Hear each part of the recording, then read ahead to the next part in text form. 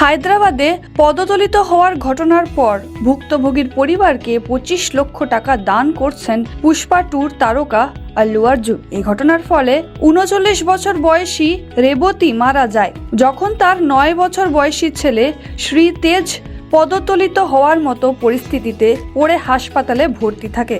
অভিনেতা Allu Arjun social media platform এক্সে একটি হৃদয়গ্রাহী ভিডিও শেয়ার করেছেন। 4 ডিসেম্বর পুষ্পা টু দ্য রুলের প্রিমিয়ারের সময় সন্ধ্যায় থিয়েটারে ঘটে যাওয়া মর্মান্তিক ঘটনার জন্য তার শোক প্রকাশ করেছেন। এই ঘটনার ফলে 39 বছর বয়সী এক মহিলা মারা যান।